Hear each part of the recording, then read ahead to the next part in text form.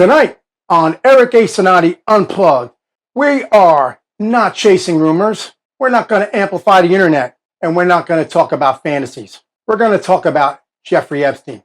That's right, folks. We're going to talk about Jeffrey Epstein using the hard facts as we know them. Court records, government documents, not message boards, and not guesswork. We're going to talk about what we do know and what we don't know. This is about the integrity of our very justice system. This is about whether the law in the United States of America still applies to the powerful, or does it only apply to the powerless? That is what we're going to talk about. I've taken an oath to this country several times in several capacities: veteran, lawyer, judge, firefighter. I've taken that oath, and I believe in that oath. And I am someone who truly believes in the Constitution. It is not just a piece of paper, but it is the very living promise that every single citizen in this beautiful nation of ours want to, in our hearts, believe is truly still a valuable and useful, living, breathing document. And when we look at the Epstein case, we have to consider something bigger than a predator. We have to consider that this is a test across the system that promises are still being kept today. That's what we have to look at. That's what it comes down to, folks. Are we still a nation of laws, or are we becoming a nation of deals, where the right donor, the right lobbyist, and the right phone call can make the worst crimes disappear, sealed into a file never to be seen, or even a quiet settlement? Tonight, we're going to walk through it as exactly as we know it. That's it. I can't give you any more or any less. That's what we're going to do. And that's what I'm going to give to you folks. Eric A. Cinotti Unplugged. We're going to give it to you. We know that in Florida, authorities have identified at least 36 underage girls who said that Epstein abused them.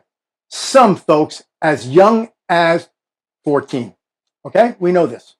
We know that in 2008, instead of a full federal prosecution, Epstein received a secret non-prosecution agreement. Now, I want to preface that, not in my notes.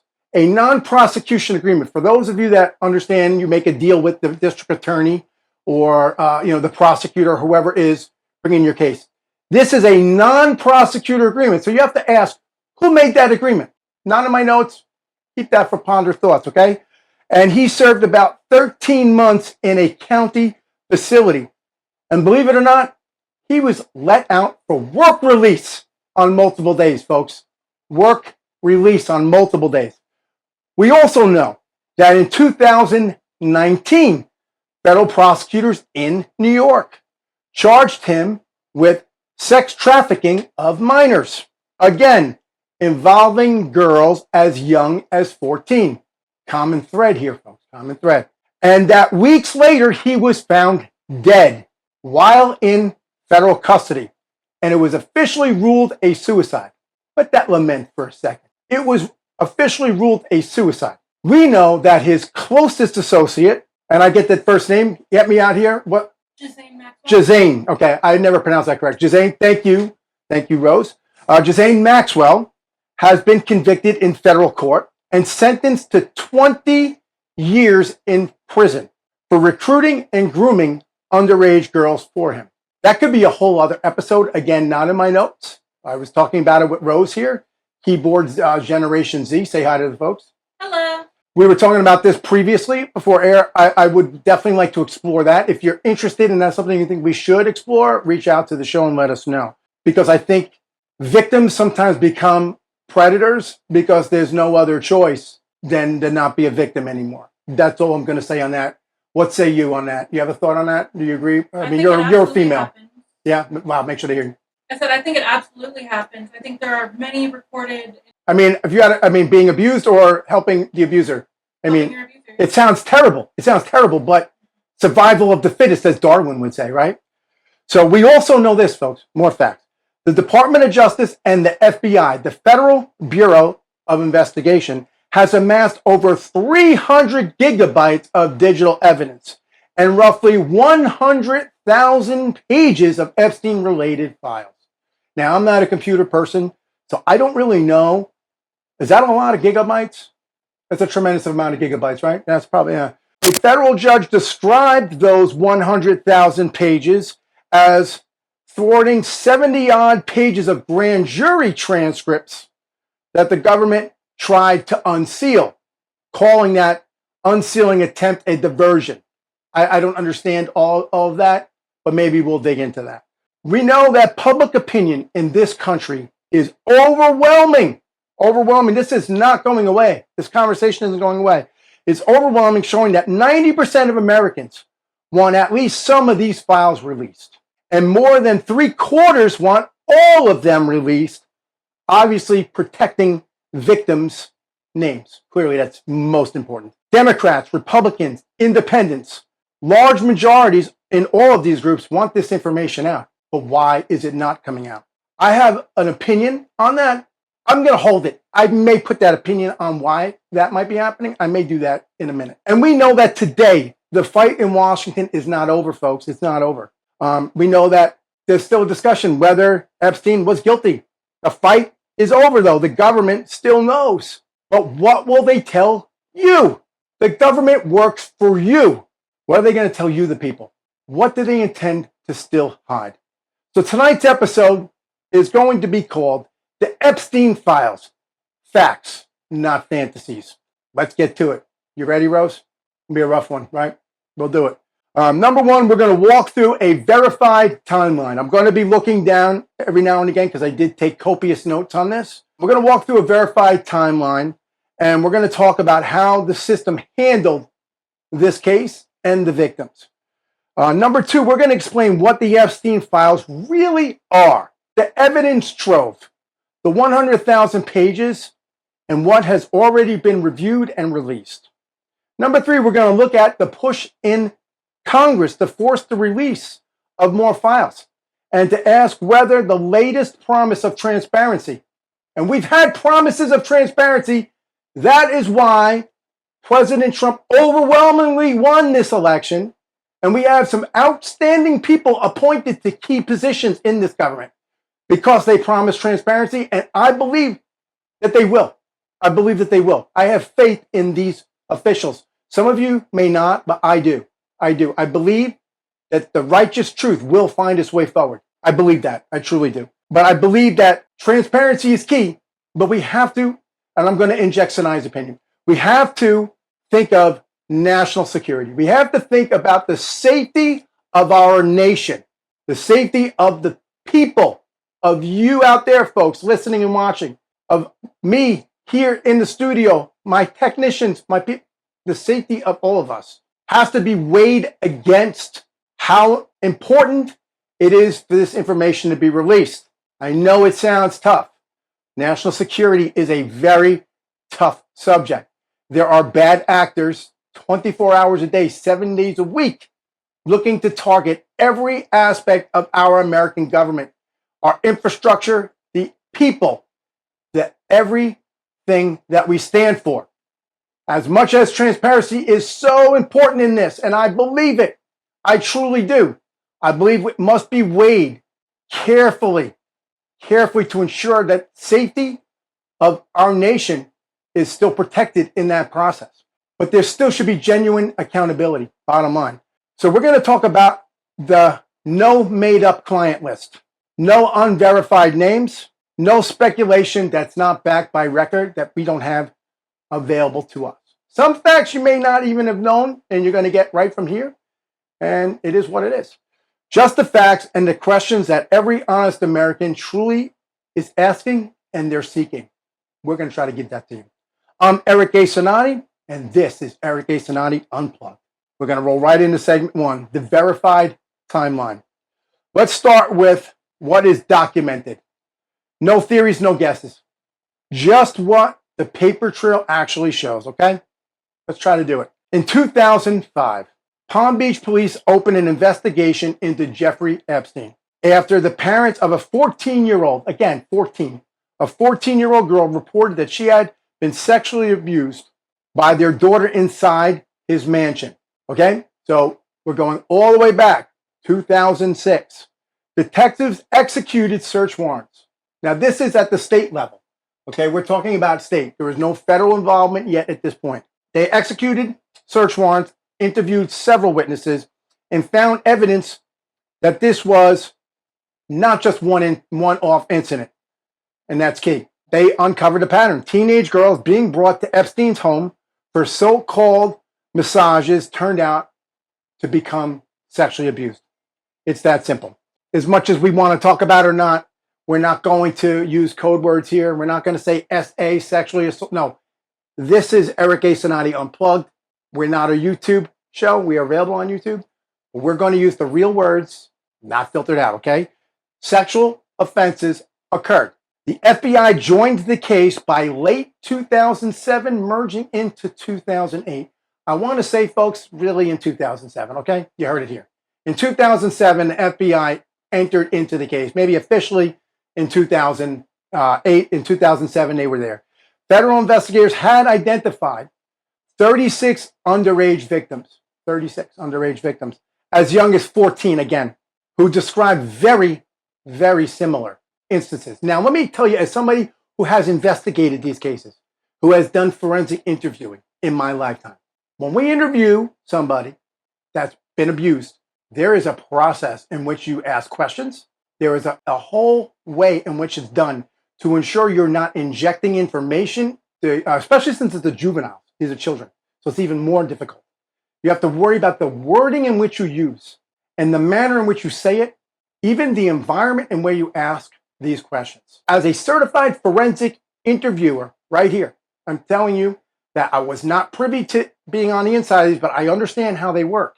So when they were able to compile information that corroborated with different ones being similar, I want to say it's probably very accurate. On paper, this is the kind of case that screams federal prosecution. We're talking multiple victims, minors, a clear pattern over time, interstate conduct, folks, interstate, traveling from one state to the next. As we know with the P. Diddy case, there's a thing called the Mann Act, M-A-N-N, the Mann Act. When you cross state lines, you're now entering into federal jurisdiction. It might be any sexual assault case, but when you're going into another state, you're crossing state lines, it changes the jurisdiction. So we're looking at multiple victims, minors, a pattern over a period of time, interstate conduct, and serious sexual human trafficking exposure. Instead, though, the U.S. Attorney's Office in the Southern District of Florida entered into a non-prosecution agreement with Epstein. I'm going to give you the details of that agreement. Under the agreement, Epstein pled guilty in Florida state court. I know we're hearing all this federal. Pled guilty in Florida state court on prostitution-related charges.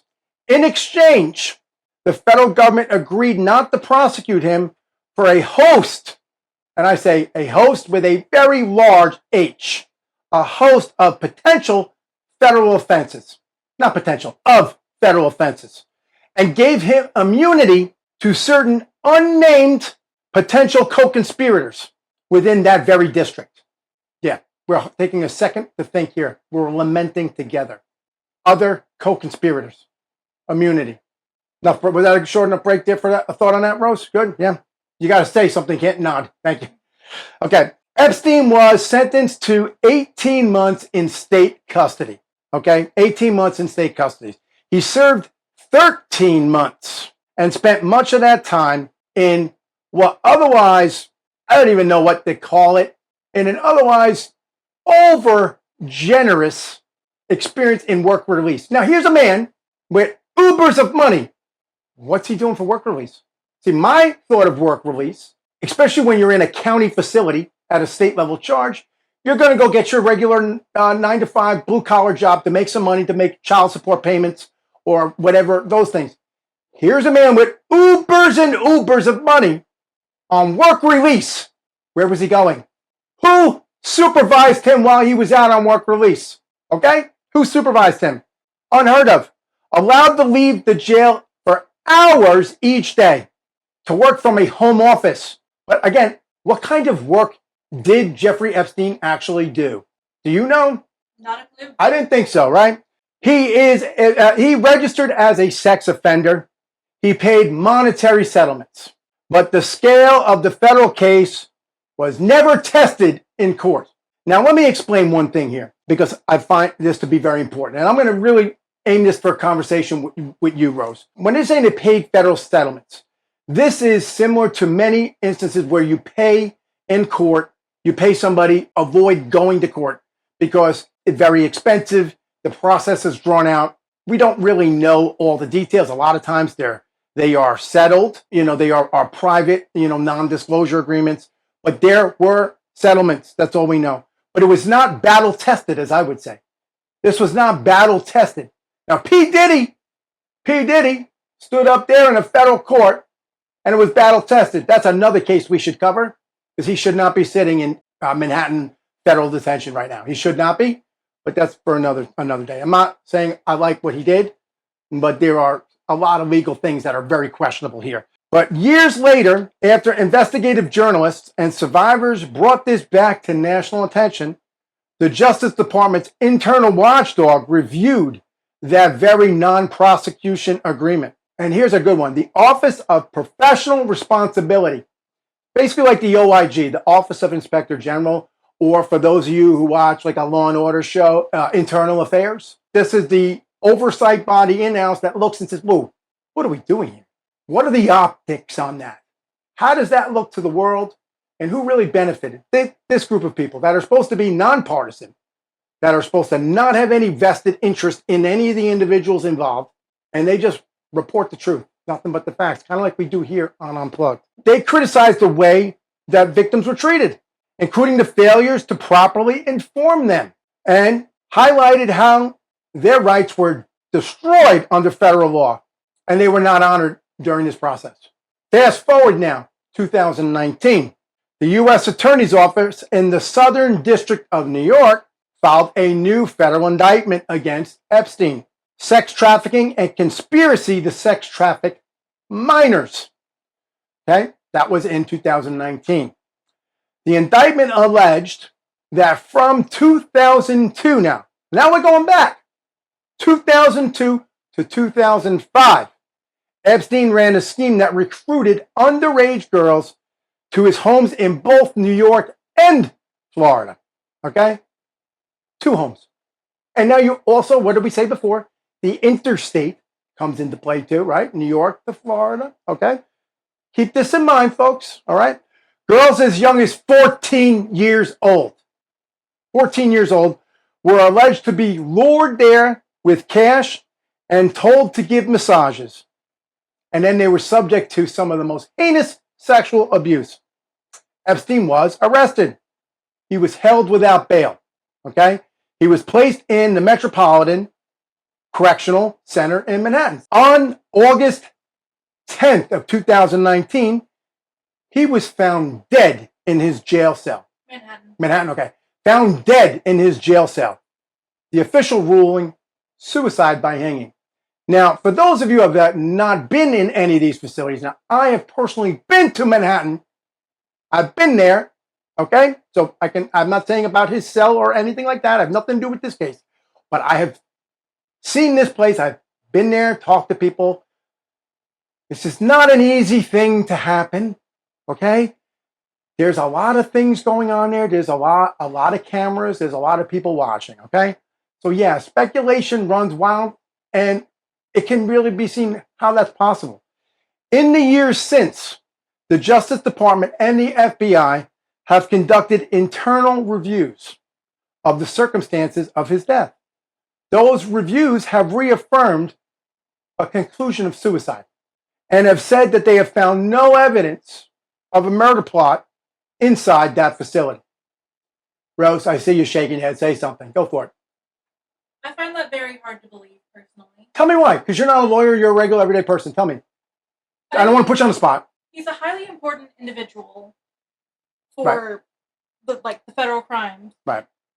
He's well known among the higher elite. echelon. The elite, right, yeah. Yes. And then he's in prison, in a maximum security prison. And which, by the way, is multiple somehow floors. It's not a sprawl out. It's a building. Like, you know what I mean? Yeah. And my dad works in a jail. Right. I know there are cameras. I know there are people doing regular sweeps of these prisons. I wasn't sure I was glad you said that. Don't say where he works.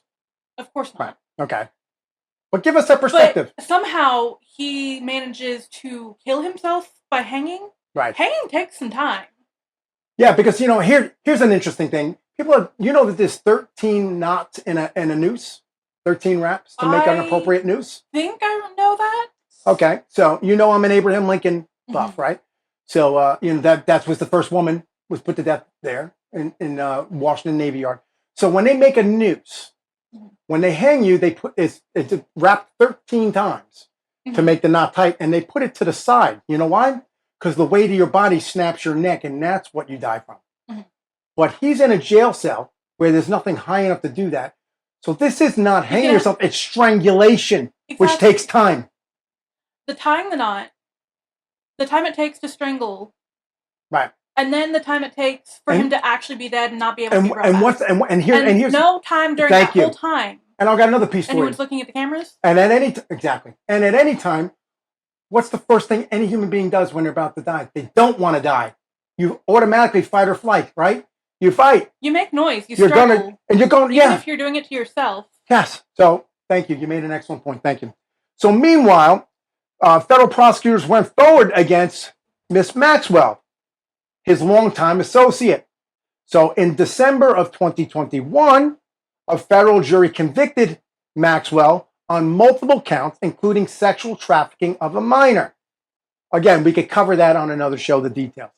In 2022, she was sentenced to 20 years in prison for recruiting, grooming, and facilitating the abuse of underage girls for Epstein over a period of years. That's a hard chunk to bite into. Grooming and helping, and we could pull the documents and cover that on another show. I speculate, and I'm sure a lot of people want to help me here, Rose. I speculate that, like we said in the beginning, and we talked off air, she was a victim. And what does a victim do? What's the purpose of what's the one thing a victim wants to not be? A victim. A victim. A victim. So if you bring other people to be victims, you're not a victim. But truly, are you a victim? You're still a victim. There is a famous study. I want to say Stockholm. You're gonna have to look it up. Stockholm syndrome. Yeah. Stockholm syndrome, where people protect their abuser. Now, I will say, yes, Stockholm syndrome is a highly divisive thing because it's not proven that it's divisive or divisive. I'm just kidding. I had to put a smile in here for a second. It's not guaranteed that that's actually a thing. It's a theory. Right. There's always a theory. There's a whole bunch of them, and a lot of it. I question a lot of it now too. I think there is definitely something there. I think if I was being jailed and abused, I would do a lot to not be, and I think that's just the human instinct. Similar to trying to get out of the noose. Turn the attention away from you. You want to turn the attention away from you, right? Thank you very much, Rose. Our Generation Z in the house here, keyboard hero. That is the verified timeline. Multiple investigations, dozens of underage victims, a sweetheart deal in Florida, a new federal indictment out of New York, Epstein's death in custody, Maxwell's conviction and sentencing. None of these are in dispute at this point. These are the official records. Now, I'm going to preface that. They're not in dispute as they didn't happen. We didn't say we don't believe the suicide angle. We didn't talk about all the details that we want to question. This is the timeline that we all know to be accurate. And this is what we're saying here. This is when they happen. We're not saying the why, or what do they say, the five, who, what, why, where. We're not doing that. We're just covering the facts. The unresolved questions are about what everyone is talking about. And that's what puts the edges on this story. Who else enabled Epstein? Who protected him? Who looked the other way? And what exactly is in that mountain of evidence? And why is the government still holding it? Ponder that as we're going to go into the next segment. What the Epstein Files really are. Okay? Let's talk about what they mean when they say the Epstein Files. Okay? In government, there are different terms for files. So for our non-governmental people, our non-lawyerly people, all these words are confusing and they have several meanings. So we're going to explain to you here today, okay? There's a lot of noise online about the mythical client list. The Justice Department has said directly that there is no single secret client list document that proves blackmail schemes or a roster of former clients or customers. That's what they're saying. Again, not the who, what, why, where, and how. This is what's being said. You'll get Cinotti's opinion, as always. Maybe even some of Generation Z Rose over here. What does exist? In the enormous body of evidence built up over years of investigations, let's talk about what exists, okay? What I know to exist, and we're going to tell it to you right here. The Epstein contact books. All his friends, their names, their phone numbers, their email addresses, all that wonderful things. Including the little notes that you write about your friends and stuff to remind you who they are. Okay, there you go. Who this person is so you remember. You know, like guys out there, you'd meet a girl and you meet 5 girls with the same name, Jennifer. You're right in your phone, right on your phone. Obviously, Epstein had written stuff because it's a lot older going back. But in our phone, gentlemen, right, you write down you met a girl named Jennifer and you know 5 of them. You write the name of the bar you met next to her, right? So in the logs, we know that there's contact books with the contacts written with that information. We know that the flight logs are available, okay? All of his emails and the messages are part of that metadata. We have the search warrants and what was written in the search warrants. And let me explain to you a search warrant. In a search warrant, the government, we have a Fourth Amendment right to be protected against unlawful search and seizure of your person, place, papers, and things. That includes papers and things, obviously what our forefathers wrote. So papers and things are our phones, our computers, etc. You have a Fourth Amendment protection. That a search warrant is asking a judge to violate that Fourth Amendment under certain grounds. They must be reasonable.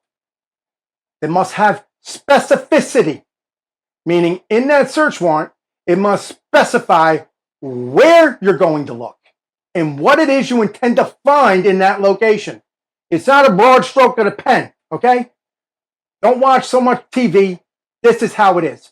Specificity. Where it is, what it is. All that needs to be articulated in the application. You need to articulate what occurred or you believe to have allegedly has occurred. All the timeline of events leading up to that. Also, the investigators applying for the search warrant will, should and must, put in that application their resume and their experience as to who they are and where they've gotten their information, as to explain why they believe in their professional ability that another reasonably trained detective at their same level reasonably would believe the same. So you would articulate your educational experience, how many cases you've covered. All of that would go into the application of a search warrant. Then the judge would sign it or not sign it. They seized hard drives, computers, digital devices, all of the police reports. Yes, folks, police reports. Because don't think that the police weren't notified maybe more than once about things that occurred at these locations. Police reports are in these files. I'm going to say it again. I'm going to lament that. Police reports. Now, we all know, Generation Rose over here, Generation Z, 911, you call, a kid picks up 911 as a joke, a 2-year-old, and dials 911 and hangs up, and you know your father works in an agency. They have to respond and check it out, and there's a report. My brother did that when he was a baby. I did it too, yeah. Reports are anything that were said. Doesn't mean there was an arrest or a follow-up. Any contact with any person that may have spoken to somebody would be in a report. So these reports are in there. Interview summaries. Maybe these reports included some interviews. Internal memorandums. Who wrote what to who? Maybe some of this secret prosecutor's non-prosecutor agreement might be in this memoranda. Court filings. The papers that were actually typed up, drawn, and submitted to the court.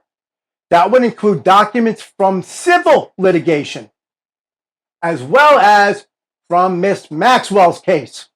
Very important. Very important. Did you hear all those items? There's a lot more in there than what you believe. Is that more than you thought, Rose? Or that you really didn't? Most people wouldn't have thought of all those things. And some of Miss Maxwell's case is in there. There might be additional things pending. Now, I can tell you from a law enforcement and a lawyer perspective, if there are potential investigations that are going forward on other charges for other people, or people are being currently monitored or whatever, you would not want to disclose arbitrarily all this information to the world, especially if there are other people that you are heavily watching and that information is in here. How about if it was in the contact book and you know that this person you're watching for a long period of time? We know famously John Gotti, the Teflon Don, John Gotti, Sr., not John Jr., John Sr., of the Gambino crime family, one of the 5 families of New York. They went after him several times. They could not get a conviction on him. Same as with Al Capone years ago. They went after him on tax evasion. So when you're looking at these types of cases and you're talking about high profile people, and I'm not connecting the Italian mafia or anything to this, I'm merely stating that it takes years to build cases like this. So if you took an Epstein down, there might be other people that are at that level that are currently being investigated, and that there's not enough evidence to secure a conviction. That's what they have to weigh at the end of the day. Like I said at the beginning, yes, national security. But if you were going to bring a case for prosecution, then you must be prepared to win. With that, if you're going to dump these documents, it may tip off somebody that you're watching them. And then they might start deleting and losing things like people have. And people have short-term memory. You don't want to do that. That's all I'm saying on that. Keep that in mind. The FBI and the DOJ, Department of Justice, have said that together, the materials mount to over 300 gigabytes of metadata, roughly 100,000 pages in their case systems. That's an incredible amount of data. It's an incredible amount of data. It takes an incredible amount of work to review it. I mean, it just does. What are we going to sign a congressional authorization and put it out there? Where are you going to post this? Where's it going to go? You have to protect the victims too. Let's not forget the victims. They must be protected at all costs. Before anything, I'd rather see 500 guilty people walk, because we can get them another day, than one victim or one innocent person have their life ruined. Remember that. The conviction must outweigh everything else. Must outweigh everything else. A federal judge in New York presiding over the Epstein case has referred to the written order that there was like 70,000 pages in grand jury testimony. Now, grand jury testimony, just so you know, a grand jury, forget the word grand, as a grandier, no, it's another jury that was set up in advance to review cases to see if there is enough evidence to get an indictment, right? You get an indictment to file charges against somebody. Not the jury, the trial jury, different jury. So all of their testimonies included in there as well. So there's a lot of things that are discussed in the grand jury. And just so you know, folks, if you are a defendant in a case, you are not invited to the grand jury. This is the government's opportunity to stand there and present any piece of junk they want to the grand jury. Just like they say they can indict a ham sandwich. The government gets to say anything they want to that grand jury, and they vote either a true bill or a no bill. A true bill would be an indictment, or a no bill, nothing. They throw anything they want at the grand jury, and they move for an indictment or not. So there's a lot of things discussed that are in that grand jury transcript, which 70,000 pages or so, apparently in this Epstein file, are those things. So again, I'm going to go back to what I said. We must protect the victims and the innocent and the people that somehow get accidentally routed into this conversation. Now, if you're running for political office, and I have myself, and maybe tomorrow again will, who knows? and you meet people, you shake hands, you take pictures and talk to a lot of people. That does not make you a co-conspirator to that person. You're out shaking hands and kissing babies, right? You're out there talking to people. You're in a business relationship. Anybody that dealt with Jeffrey Epstein is not automatically a co-conspirator. They must be protected. Because if they have not done anything just because they had some sort of business relationship outside of this nonsense that he was engaged in, and I'm not saying he's not guilty of any, I don't know anything about that. I'm talking about protecting the innocent. So you just can't arbitrarily throw documents out there for people to read things that they really were never intended to read, and people to pass judgment. And Lord, we know that the internet is unforgiving. Social media is unforgiving. When they write nasty about you, you get your retraction. I know it's been done to me. The retraction is about this big. The headline is huge. So before you put this document out, you want to make sure you don't do that to somebody. That's all I'm going to say on that. The government has all these documents in possession. The judge rejected a Justice Department attempt to unseal the grand jury snippets. The judge said no. Bottom line, they wanted to unseal the jury information. Judge said no. That's it. Calling on a motion for more broadly striking for a larger body of evidence. But that could not be disclosed without touching the secrecy of grand jury. So if you understand jurisprudence and the way our justice system works, the scales of justice, blind lady justice, we have to protect the innocent. We have to protect those on the grand jury. You have to weigh these options. It is a terrible business, folks. The legal system is a terrible business. It is tough because there are a lot of things you have to say and do you don't like and you don't believe, but you have to also follow a rule of law. Follow the rule of law. We have to follow the Constitution. That's what makes us different from other nations. We are a beacon of freedom. In other words, the government has something like 100,000 pages of potential releasable evidence, plus hundreds of gigabytes of digital material, and has so far released only a fraction of it. That's where we are. So let's moving in our timeline. February 2025, the Attorney General announced Phase 1 release of the declassified Epstein documents, February of 25. That first batch was only around a couple of hundred pages, many of which had already appeared in court records and previous leaks. We know about leaks. The Attorney General said publicly that she expected thousands of additional pages from the FBI, Kash Patel, director of the FBI.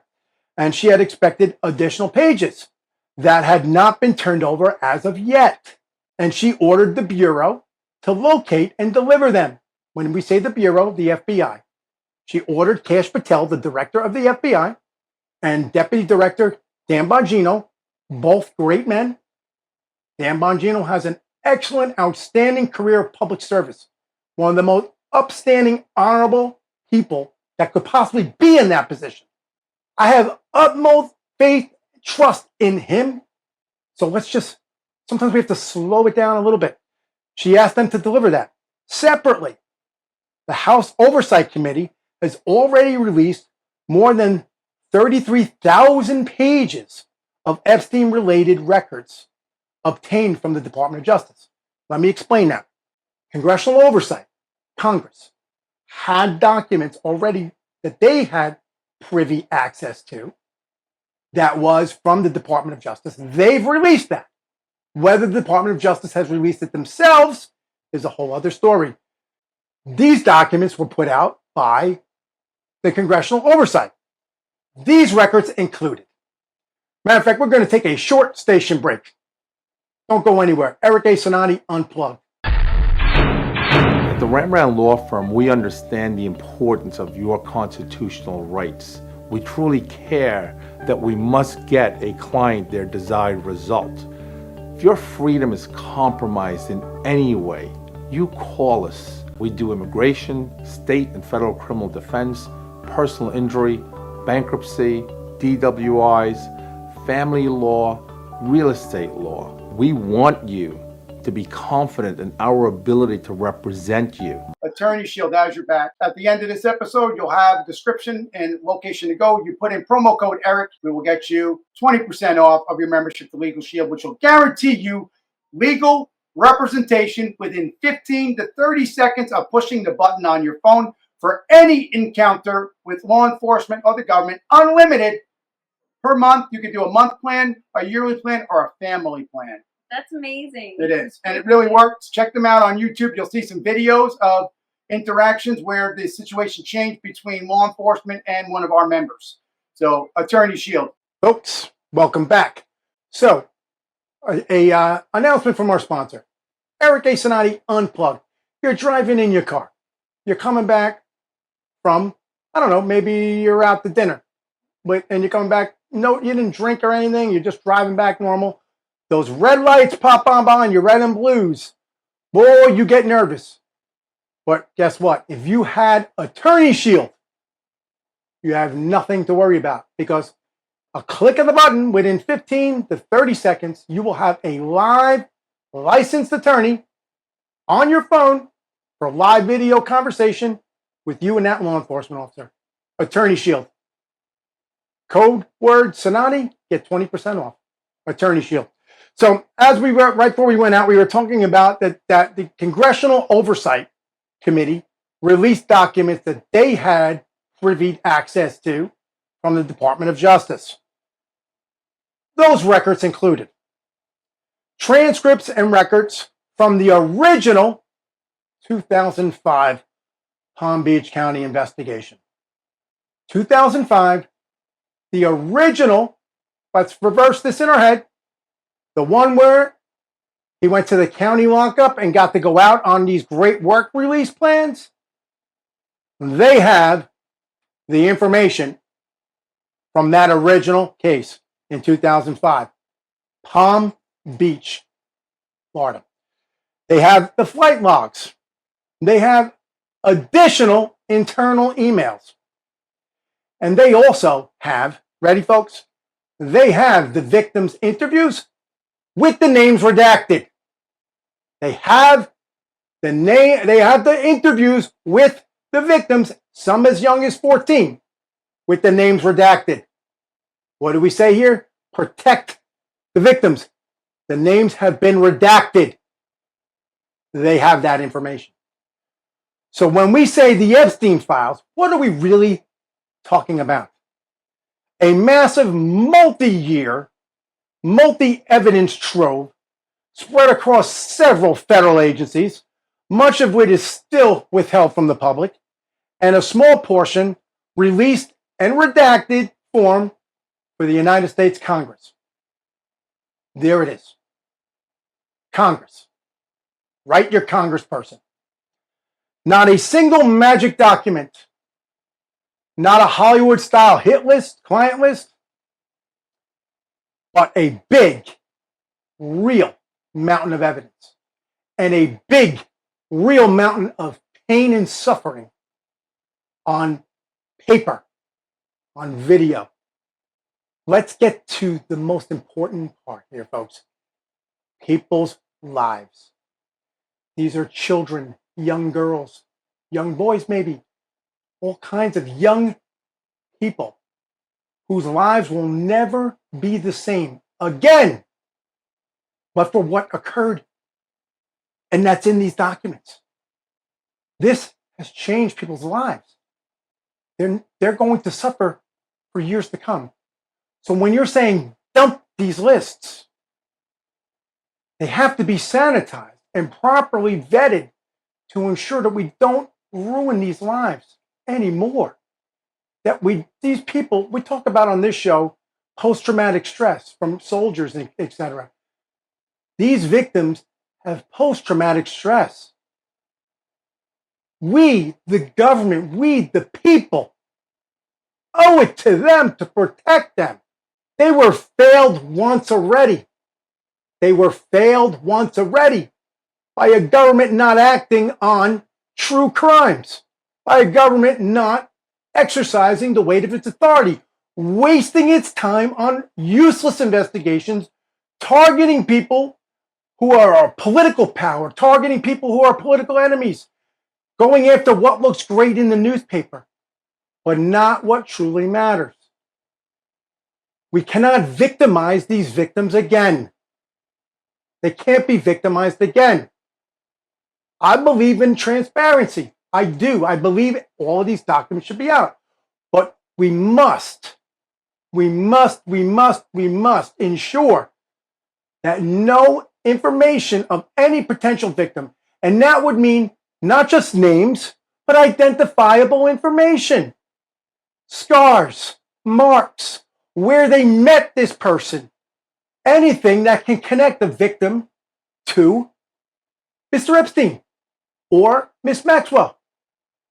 There are obviously, maybe they were getting some of these children from certain areas, certain parts around the country or the world or whatever, using certain organizational structures.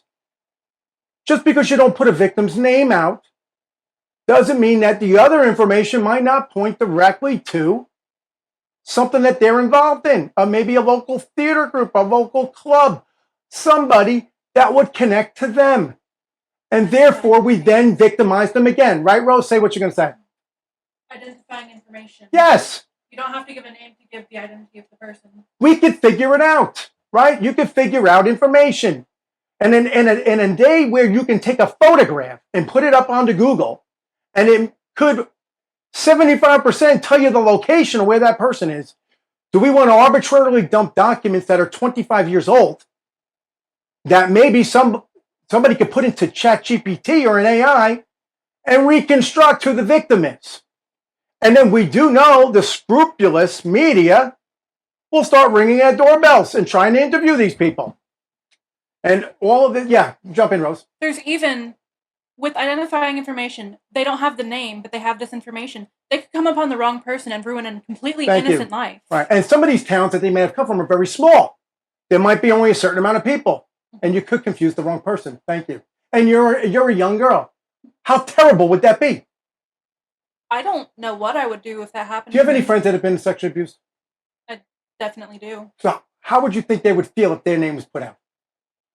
They're the victims, and they definitely wouldn't want that to be known that they went through this. This is something they want to keep private. Exactly. I can't imagine how I or my friends who haven't been through that would feel if they were accused of having been a victim of this. Like, how do you defend against that? What do you say to that? You can't just say, no, this isn't true, because everyone's going to believe you're just saying that to keep you know people what, away Rose? from you. You just gave me a great idea, and I want you to stand with me on this. Why don't we call on Congress to ensure that all the victims are getting the appropriate funding for therapeutic and other services to help them move on with their life? That's definitely something I can get behind. Absolutely, right? Why don't we call on our Congress people to ensure that they put a bill forward, and we call on President Trump to sign it, that will provide funding to these victims to ensure that they are not victimized over and over again, even in their own heads as they lay in bed at night. That's what we should be calling on Congress right now. That should be one. I call for that. I say we do that. I say that is an appropriate time spent, not arguing about political satire, all this other garbage that's going on. Let's do something constructive. These people have been victimized as young as 14. They will never be the same.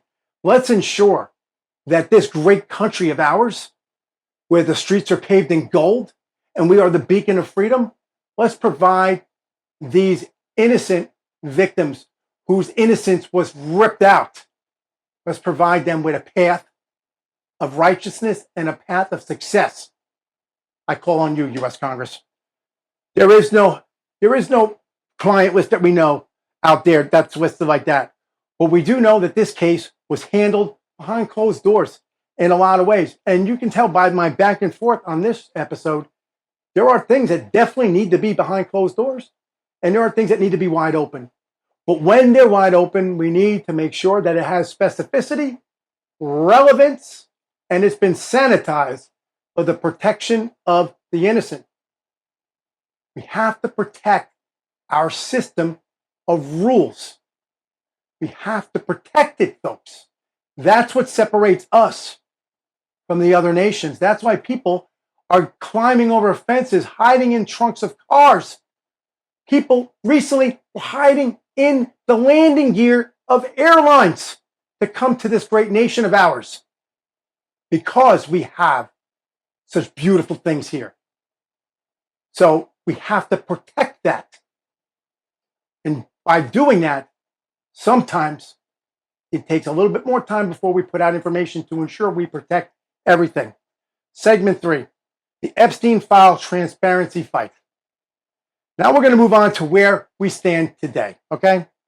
There is a live fight in Congress on how much of this evidence the public is truly entitled to see. And that's the key word, entitled. I don't like that word.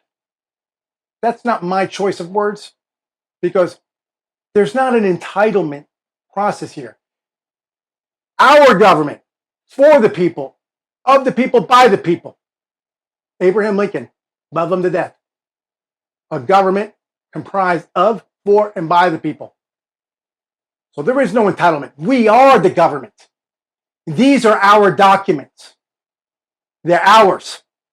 Nobody should be discussing what our entitlements are. We elected these people into office. Then they appointed people into positions based on the people we elected. They work for us. These are our documents. However, we have to remember the innocent victims.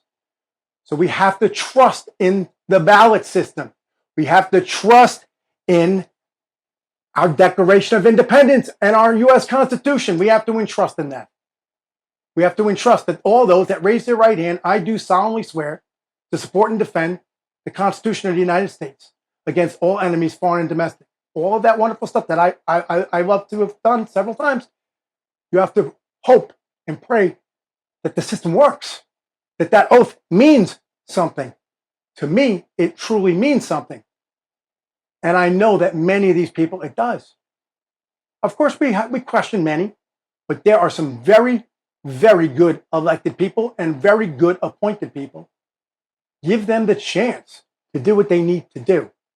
We don't want to rush in haste and force something and maybe ruin other investigations. Maybe hurt national security by putting out information that other nations would love to know, or information that other nations might be involved. Who knows where this trafficking occurred? Who knows?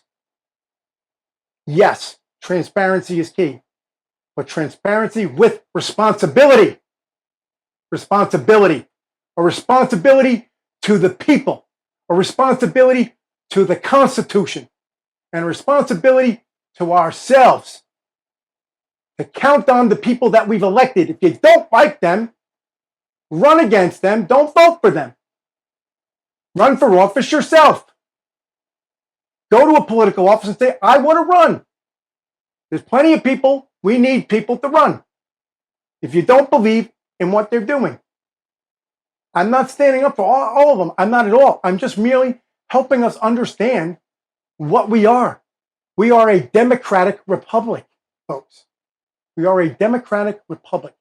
We are the beacon of light on the hill of the world of freedom. That's what we are. And with that comes great responsibility. So we have to, yes, transparency, yes, it's our documents. But when we say these are our documents, they're also our victims inside of those documents. We have to protect them. And I stand for that. So a bill called the Epstein Files Transparency Act has been introduced into the House of Representatives. So that is a bill that they're currently looking at. The bill would require the Attorney General to release all of the Department of Justice documents related to Jeffrey Epstein within 15 days of the law's passage. That would mean that if it went through for the basic for you, Rose, we have three branches of government: a legislative branch, a judicial branch, and an executive branch. Congress is part of the legislative branch. Inside of Congress, you have Senate and the House of Representatives. They have to pass a bill, and it has to go through a committee to Congress, then to Senate, then it goes to the president to be voted. Checks and balances. Checks and balances. Thank you. Very smart. Checks and balances. So If that happens, the people have spoken. But this must be subject to redactions. We have to redact.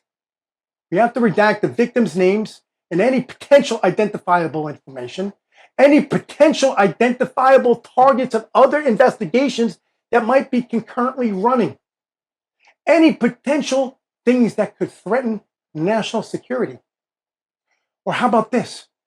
How about anything that could threaten somebody else that might have gave testimony and their life might be at risk because somebody else under investigation and they're worried about them testifying against them. Remember this, dead people cannot testify. This is a pretty famous statement when you're talking about the RICO Act and organized crime, right? Dead people can't testify. Well, some of these names in here and identifiable information might be states and government witnesses on other people potentially being prosecuted. We would definitely not want them to be already victimized and then have them be murdered or silenced forever. There is a lot to think about here. There is a lot more to think about than just, hey, give me the list. The discharge petition, a parliamentarian maneuver to force a vote over leadership's objections, has already collected a minimum of 218 signatures. For those that don't understand what that meant was, sometimes people in Congress may not push a vote. They may try to stall, and whatever. When they do this maneuver, they can force the vote to happen. Again, dangerous. Dangerous because I hope that proper redaction is done before documents are done. I'm just going to reiterate that over and over again. You're hearing this, Rose, right? For your friend, the victim. If we force it out there, and again, it's our documents, folks. It's ours. It's our government. Our tax-paying dollars created those investigations, paid for those investigations. We paid for the papers. We paid for the storage. We pay for all of that. It's ours. But they're also our victims. They're our victims. So in haste to get it out there for transparency for all, remember that others may get hurt in that process.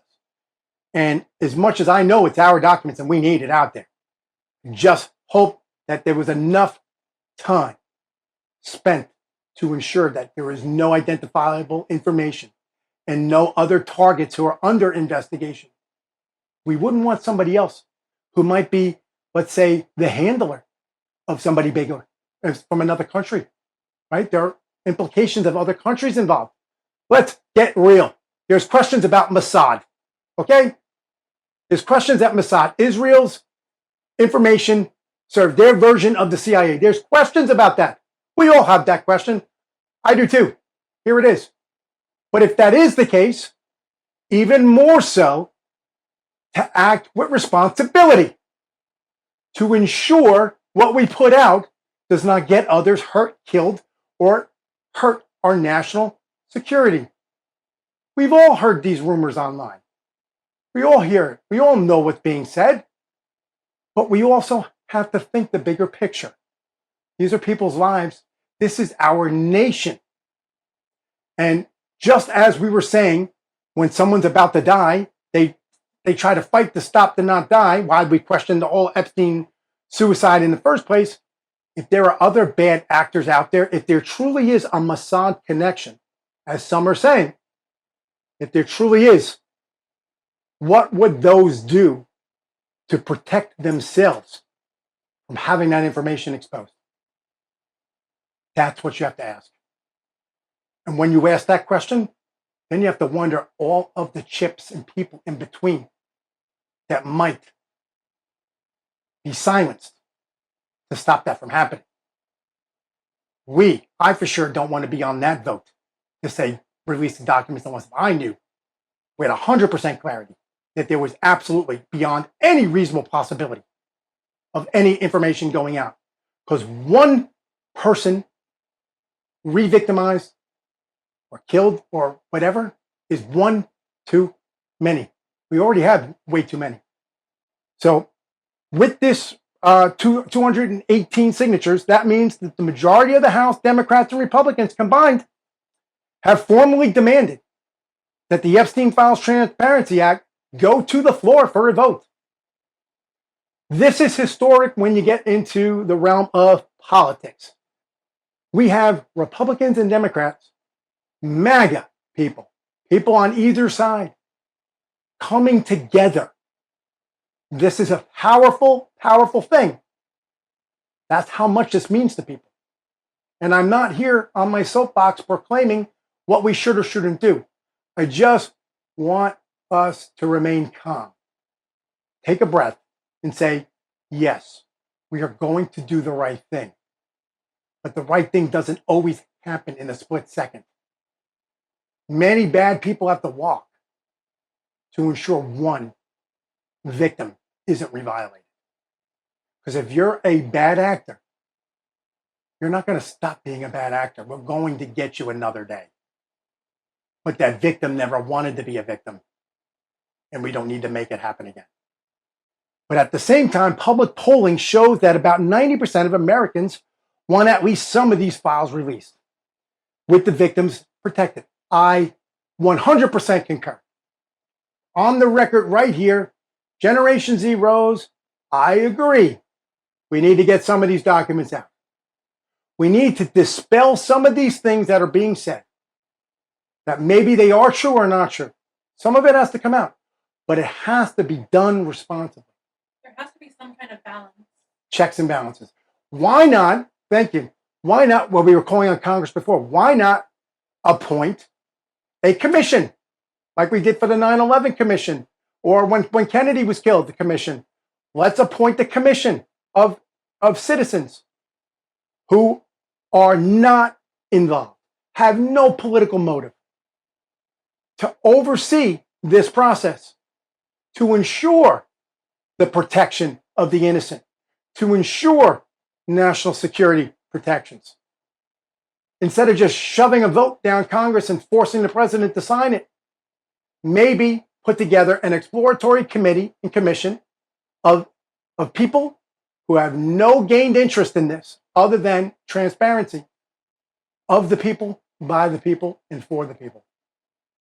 That breaks this down into large majorities. Democrats and Republicans and independents are all talking the same thing here. This is not a fringe position. It's not just one party's talking point. This is a lot of people's talking point. This is a near unanimous decision for transparency, especially in such a heated political time with President Trump and the MAGA movement and the far left and this and that and all these things. We're talking about everybody came together. I think that's great. I love it when Americans are coming together. I just hope it's responsible. On the executive side, the administration has sent mixed signals.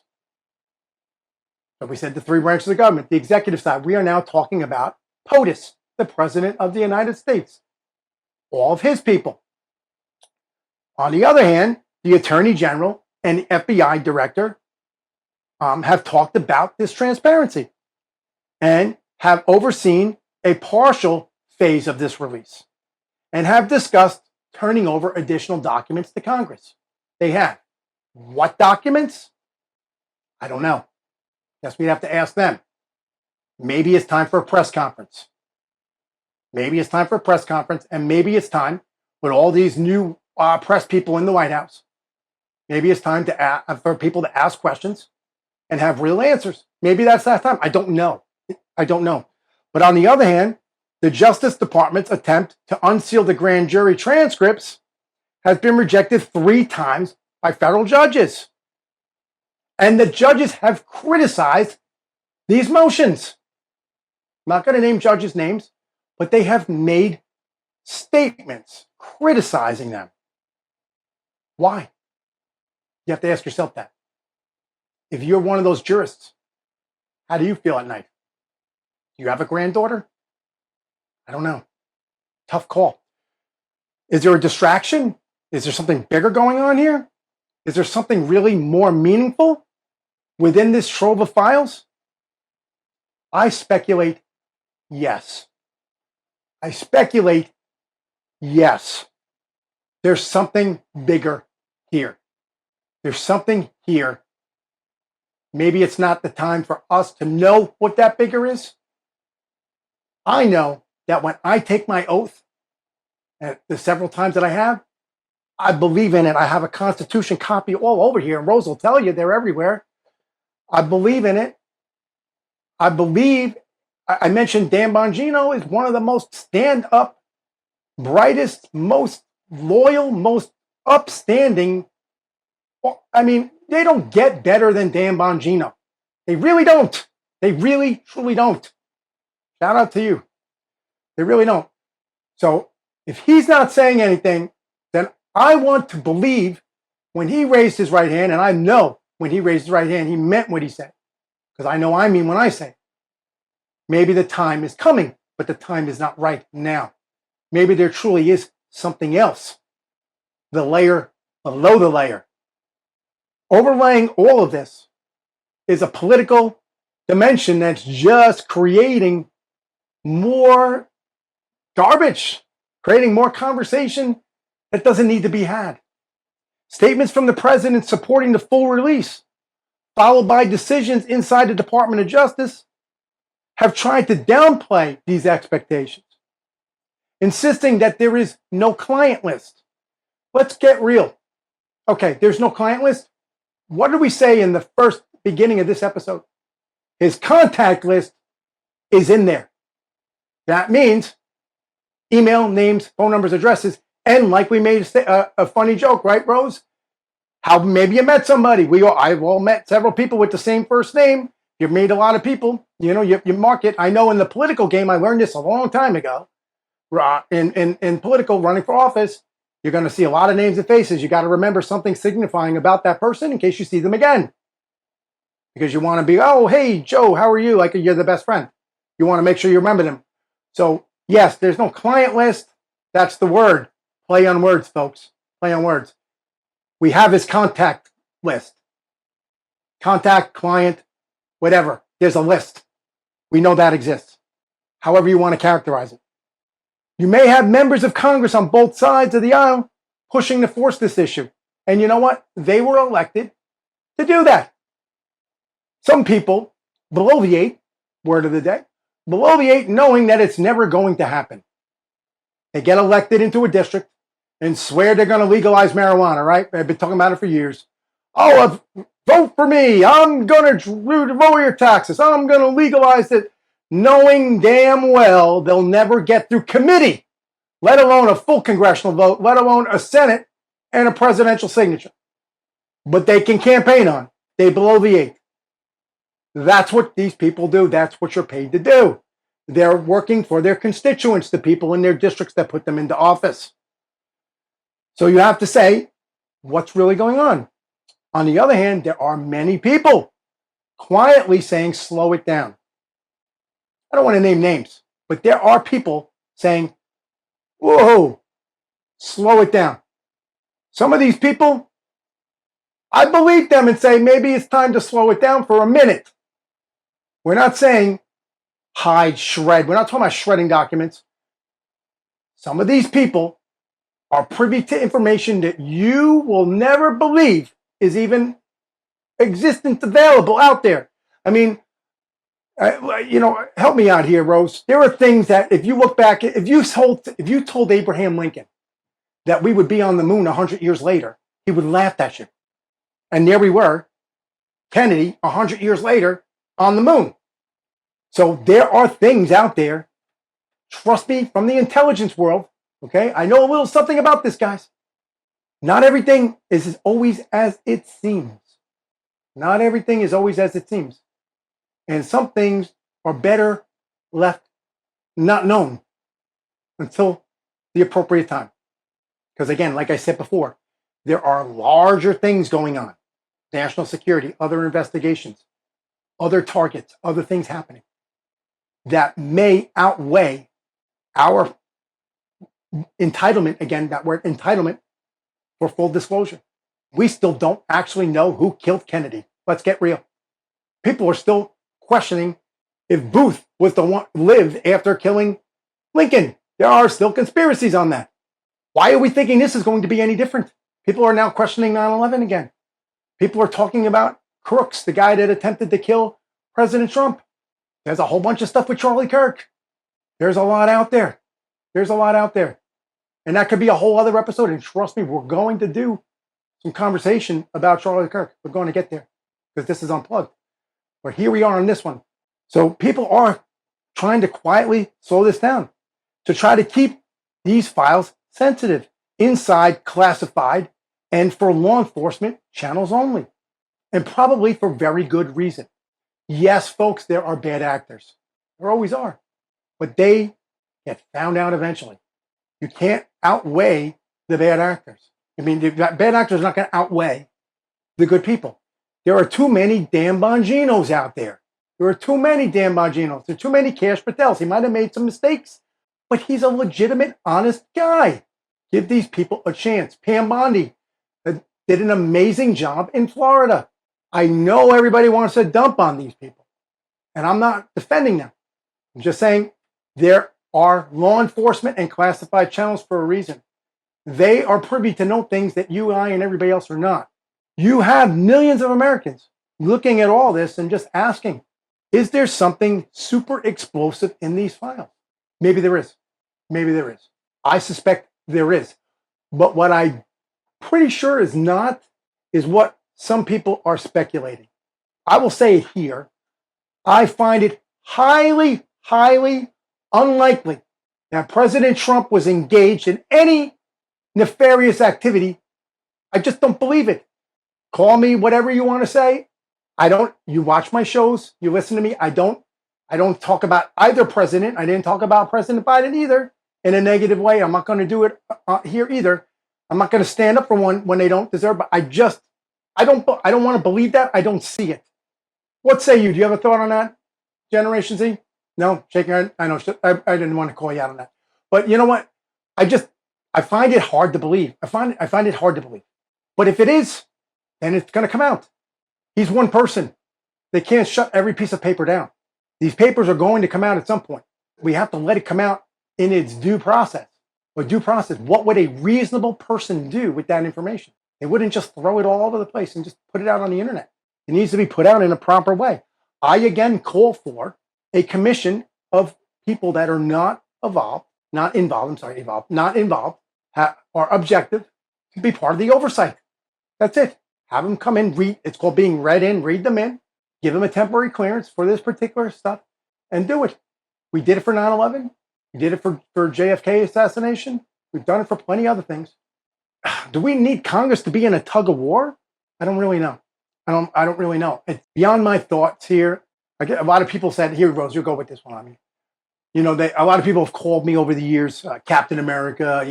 The schoolboy, like want to believe in America's the great. Yeah, we make mistakes, America. We have made mistakes. We've done things as a nation we shouldn't have done. Our government officials have done things we shouldn't have done. But I still believe in the truth of our system. I still do. We're going to take a short break. Eric A. Cinotti, Unplugged. At the Rembrandt Law Firm, we understand the importance of your constitutional rights. We truly care that we must get a client their desired result. If your freedom is compromised in any way, you call us. We do immigration, state and federal criminal defense, personal injury, bankruptcy, DWIs, family law, real estate law. We want you to be confident in our ability to represent you. Attorney Shield has your back. At the end of this episode, you'll have a description and location to go. You put in promo code ERIC. We will get you 20% off of your membership to Legal Shield, which will guarantee you legal representation within 15 to 30 seconds of pushing the button on your phone for any encounter with law enforcement or the government, unlimited per month. You can do a month plan, a yearly plan, or a family plan. That's amazing. It is. And it really works. Check them out on YouTube. You'll see some videos of interactions where the situation changed between law enforcement and one of our members. So, Attorney Shield. Shout out to our sponsor. You're driving in the car, maybe driving a little fast on the highway. All of a sudden, them red and blues pop up behind you. You need Attorney Shield. Attorney Shield. Cinotti, go to Attorney Shield, put in Cinotti, get your discount. Trust me when I tell you, you can do a yearly membership, monthly membership. You can have a family package. You want that licensed attorney available within 15 to 30 seconds at any interaction with the government. It's your right, your Sixth Amendment right to counsel. Eric A. Cinotti Unplugged. All right, here we come. We're going to talk about the segments of justice. It's been a little longer episode, so some of this I probably said already as I got passionate and whatever. So we're going to try to push through. Now that we've come to the heart of it, what does this case truly say about the justice system in America? If a man with no money, no connections, no high-profile friends had been abusing dozens of underage girls, do you think that he, I would say, or she, would have been offered any secret, non-prosecution agreements? I don't know. What do you think, Rose? Do you think so? Definitely not. I mean, your father works in the system. And we've talked about some people, him and I, about that has locked up there in one of his places. Not that he's in the jail, but he's part of that system. So yeah, I agree. So would they be getting a cushion work release? And who supervised work release? I'm going to say it again. Maybe they want to come forward and talk. We all know the answer, though. We don't even need to spend more time on that. Ordinary Americans, the system is merciless. They come at you hard, with unlimited amount of money, coffers of money and power. And then they got the media right behind them to help them. You are convicted in the media before you even saw your first court appearance. Let's be real. We all know about the perp walk, where they walk you in handcuffs from out to the police car. Yeah, everybody's watching. You're on the headline news. The cops are giving tips to the media. You're already convicted before you saw your first day in court. And bail is way out of reach. I have a huge issue with bail. I've written about it. Bail is a very dangerous thing. Bail has two purposes, and I'm going to end this with that. Bail has two purposes: to ensure that you show up to court when you say you're going to show up, and to ensure the safety of the people that you may become encountered with. So if you are spending enough money or bail bondsman can help you get out, they're ensuring that you're going to be safe and you're going to come to court. Bail should never be a fine. It is often used by government as a way to prosecute people without prosecuting them. They bring them in on charges that they'll never get a conviction on, but they just keep slapping bail on. And nobody wants to spend time in jail. So what do? They get a bail bondsman, and a bail bondsman keeps most of the money, and you pay 5-10% of the bail, $100,000 bail. On some of these cases, a lot larger. Let's just say $100,000 bail. That's going to be $10,000 to the bail bondsman. He keeps that money. That's his. He makes 10 grand. You got 10 grand. You're never going to get that back. Whether you're not guilty or not, it's done. That's what I say about bail. Bail is a dangerous thing. And then the labels last forever. And with the internet the way it is, they do truly last forever. So we have to be very careful. For the wealthy and the very well connected, everything becomes negotiable. Everything has a price. You see creative plea deals, quiet agreements, immunity for unnamed co-conspirators, back channel calls. People with some kind of gravity and power in the system always seem to pull off something that's like, wow, how did that happen? And real accountability never seems to happen. The Epstein case is a textbook example. It really is. It really is. No matter what way it goes, it's a textbook example of how the system is not the same for you, me, and everybody else. It's not the same system. Unfortunately, it's not how it should be in this book. We have the amendments. Due process is one of them. Due process meaning all of them together. Dozens of minor girls come forward with credible accounts. Forensic investigators, credible accounts, gathering evidence. And here we are. And yet the system found a way to treat this perpetrator like a man who just needed to be, I don't know, carefully managed. He was treated better than the victims were. Yeah, I agree. And I didn't see any of the videos or any of the things, but wow. Work release on human trafficking and sex charges with 14-year-old girls. You got people with DWI spending time in jail because they can't pay bail, and they get a DWI. I've known this happen to people. I knew a guy that spent a year in jail for a DWI. Now, granted, you shouldn't be drinking and driving. I'm not condoning it. He should have had an attorney shield. We're talking a year in jail for a DWI, driving while intoxicated. He didn't hit anybody. And here's a man with 14-year-old girls gets work release. Years later, when the Justice Department's own watchdog revealed the deal, they've concluded that these victims were not treated with proper respect. And a lot of it was omitted under federal law. So when Americans look at this entire fight over the Epstein Files, They're looking for gossip. They're looking for something. They're looking for confirmation that the law truly still means something, that the rule of law means something, that the Constitution of the United States means something, and that regardless of how powerful you are, the rule of law stands. People want to see that. I think that's part of the transparency here. Are there two systems of justice? Is there a system for everybody else and then a system for the elite? I don't know. Ask President Trump. He got 34 felony convictions out of New York. Again, a garbage case in my opinion, but there it is. One system, like we say in here, one nation under God, indivisible, with liberty and justice for all. One system for working class Americans who live under the full weight of the law, and then the other system for wealthy predators with private islands, private jets, and contacts at the highest possible level within politics and finance. If we are serious about closing the gap in America, then we cannot stop with one man's conviction or even his associate's sentence, which still, I think we should do an episode on that. We have to look at the decisions that come from within these very institutions. Who approved this non-prosecution agreement? Who signed off on limiting the charges? Who chose not to follow up on leads? Who ignored and downplayed the victims' voices?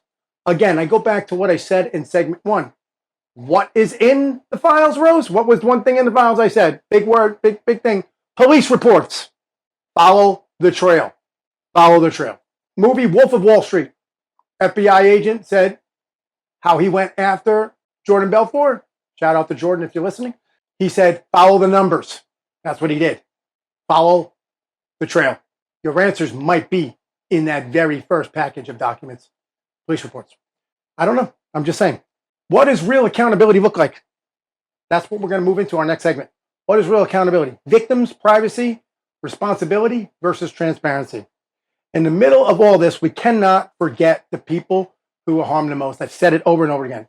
The victims and their survivors, their families. And if we're going back to 2005, these victims may have children of their own. Do these children need to know that mommy or daddy were victimized? Do these people need to worry about their children being victimized, being discussed at school? That's what we have to worry about. Many were trafficked as minors. We know this. Many have spent years, decades in silence trying to rebuild their lives. Do they really want their lives upturned again? Unfortunately, we can't ask them. But I'm sure a lot of them don't want to turn on the TV and see Epstein's name on the screen every day because somebody feels entitled to documents.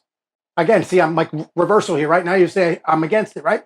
Because maybe some of these people don't want to see this guy's name in the paper every single day. Maybe your entitlement to transparency is not their entitlement to a new life. We protect victims. We don't expose their names. We're not going to provide the private details or anything that puts them at further risk. We know this. This is what should happen. But if we rush, we run that very small chance. And like I said before, I'd rather see a lot of bad people not go to jail than one person go to jail that shouldn't be. And if we rush, maybe there's hundreds of victims, but just one being exposed and her or his life being ruined again, and they do something terrible to themselves. Is that worth it? I sure as hell don't think so.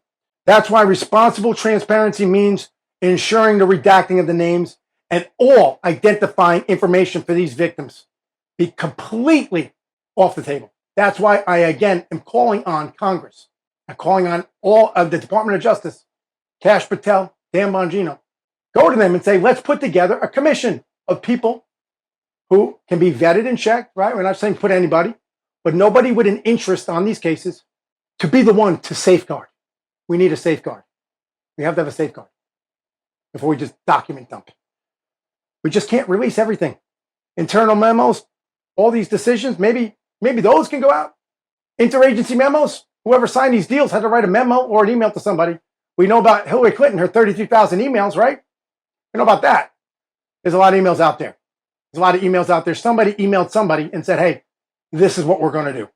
Take it from a guy who worked in the system. Emails get passed around. This is how we're going to handle a case. Long before a case even gets heard of, they already know what they're going to do. communications between several offices, flight logs. These planes came in and out. Air traffic controllers, they're federal employees. They took an oath too. They had to know where these planes are moving. They're in the documents too. Read between the lines, folks. Evidence inventories. There are people that work in evidence and they take inventories. They're not the investigator. They're not doing any of the interviews, but they know every single thing that's in there because they've documented it. Anytime I've ever had to bring in a witness statement or any piece of evidence that I had on any case I've ever worked, on any side that I was involved in, it had to have a chain of custody form, meaning I took the piece of evidence and I signed off on that I had it, and it maintains in my custody a chain, just like a chain with links, no broken links, and I turned it over to, let's say, Rose here, my technician, and then Rose signs that she took it, chain of custody secured.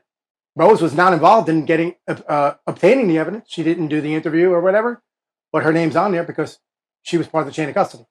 She saw it. That's all I'm saying. That correspondence is in there. Without exposing all this information, we can still do things. We just cannot re-victimize.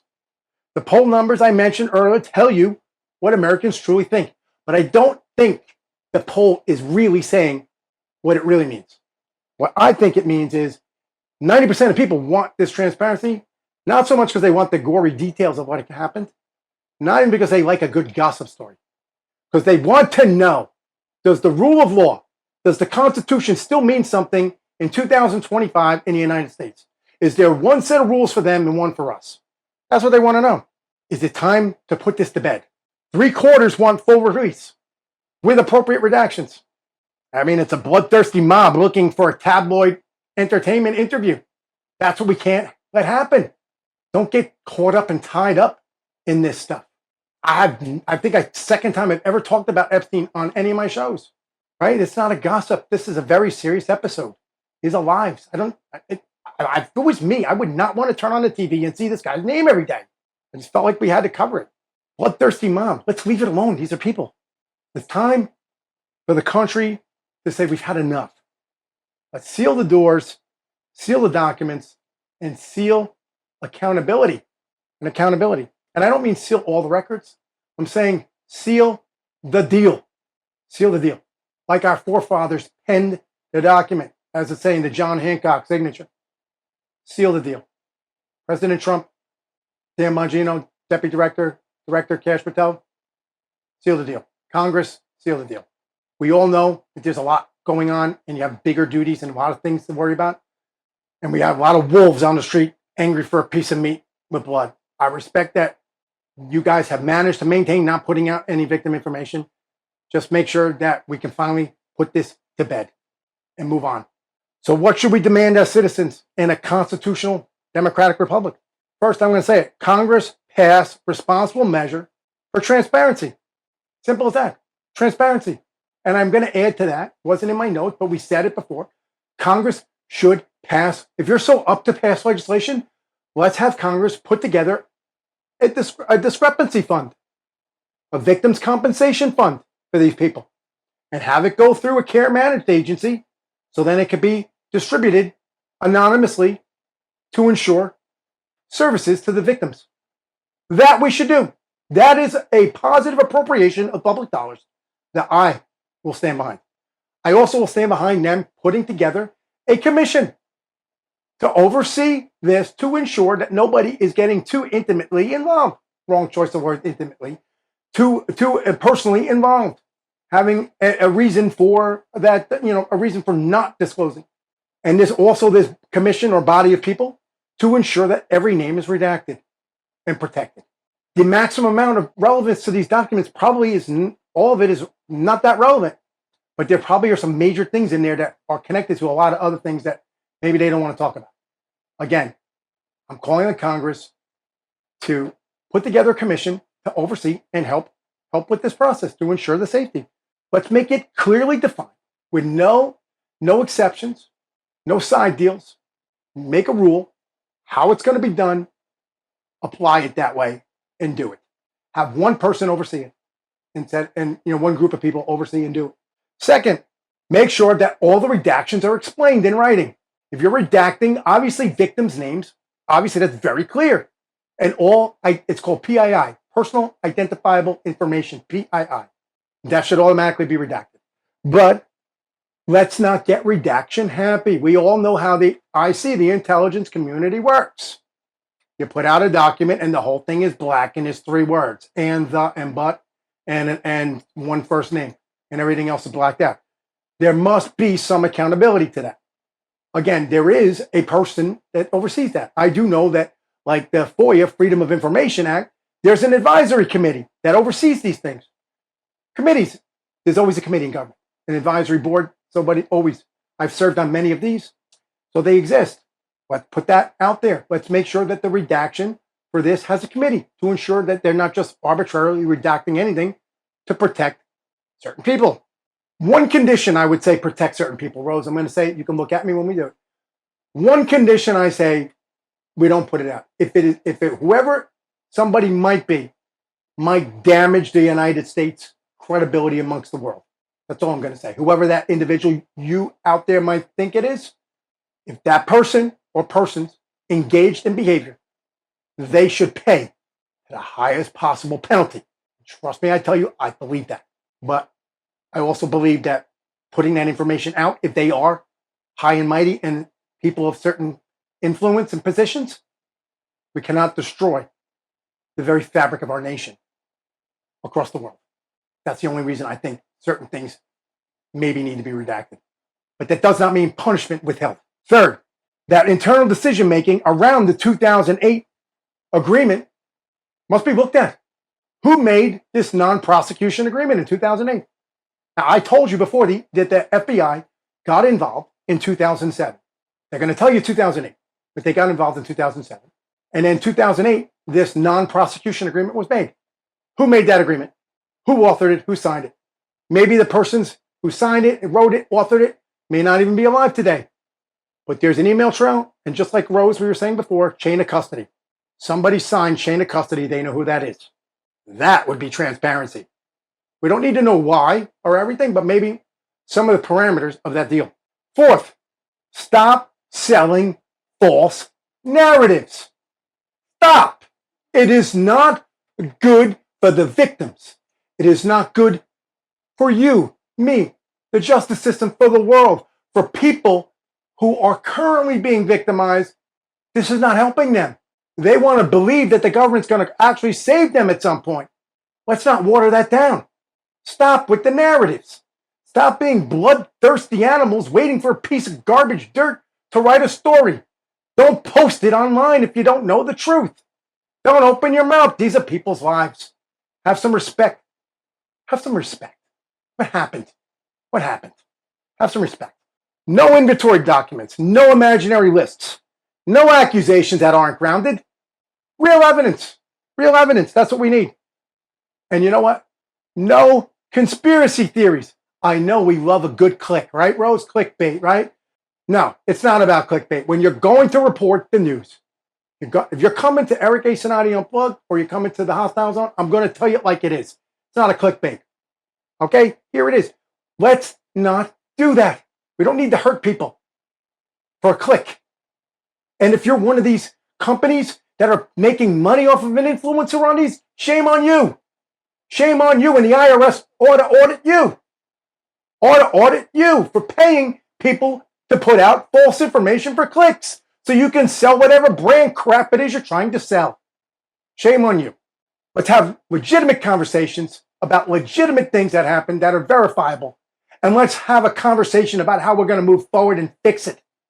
Let's stop talking about the problem and talk about what's going to fix the problem. Let's talk about what created the problem. 2 different systems. That's what created the problem. We don't need fantasies. We want documented facts. And that's what I believe we did here tonight. They're damning enough. They're damning enough. The truth is powerful on its own. The truth is powerful on its own. You don't need to sensationalize it anymore. There's no need to do it. Well, Rose, how are we feeling? I think we hit all the segments. I thank you very much for putting up with me for a little longer than usual tonight. But I felt like this was very important. So I'm going to close with this. When you strip away the headlines, the cable news shouting matches, all the social media garbage and noise, the Epstein Files are not just about one man's evil. They're not. They're not. They're about what kind of country we are, what kind of country we tell others we are, what kind of country we want to be. I've said plenty of times, I drive in my car, I have a picture of Abraham Lincoln in my car in the upper left corner of my windshield to remind me of that. Call me a schoolboy or, American Pie or Captain America, but I believe in it. I do. That's what we should be talking about. What do we want to be? Because people are still coming to this country. I mentioned before, not like a month ago, somebody actually came in the landing gear of a plane. How he survived, he fell 30 feet too when the gear opened and he lived. Shocking. But that's the effort that people will do to come to this country because we're so beautiful. Let's focus on that. Do we accept the United States where wealth and connections, reliability buys softer landings and secret deals, or a lighter version of justice? No, we don't. Now, again, you do get what you pay for. Get a very good attorney, like Attorney Shield, when you stop by a car, then the cops, you need that. So yes, I'm not saying you need to defend yourself with 110%, always. Because the government has a lot bigger arsenal than you ever will. I'm not saying that, but there needs to be the same level playing field. Or do we just insist on in the United States is over? Are we not beacon of freedom anymore? Are we not the land of the free where the streets are paved in gold? Yeah, we have ups and downs. The market goes up, the market goes down. But we still are the United States of America. We still are the country that people are coming to every single day. That's a very important fact. And whether people's political reputations and careers are on the line, American sanctity and security is on the line. The government works for you. Government for the people, by the people, and of the people. And that's the most important thing. As a veteran, I did not swear an oath to defend a two-tiered system. As a lawyer, I didn't study the Constitution to watch it as a prop and pull it up in a show and wave it around in a campaign. Didn't do that.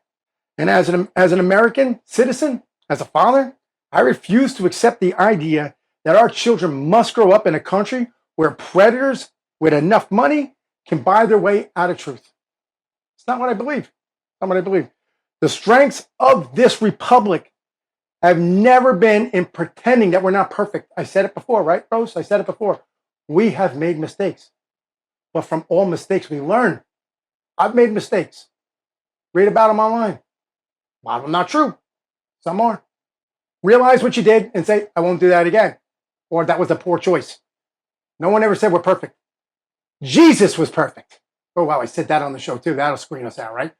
Jesus was perfect. Only person, only divine being to be perfect.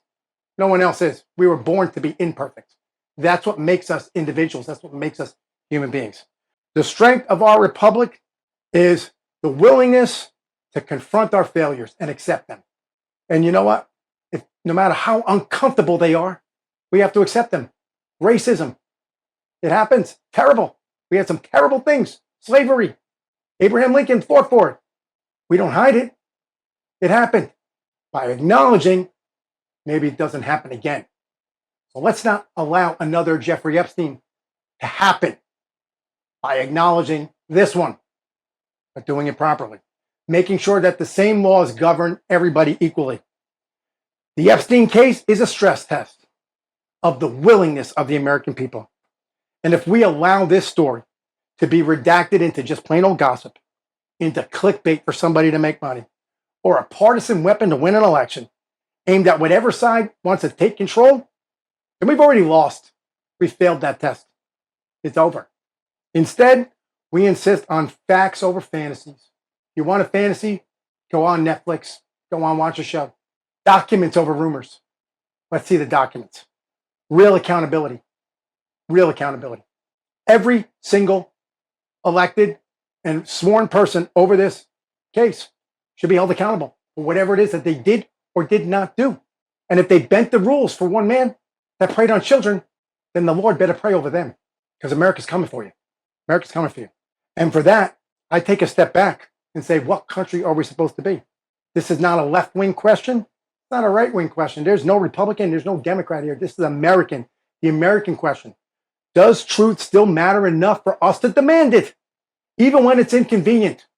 or when people voted for it or not voted for it. Whether you admire these people or you don't admire them, or they belong to a trusted institution that you stand behind, does not matter. My answer is yes, we're the American people. We're America.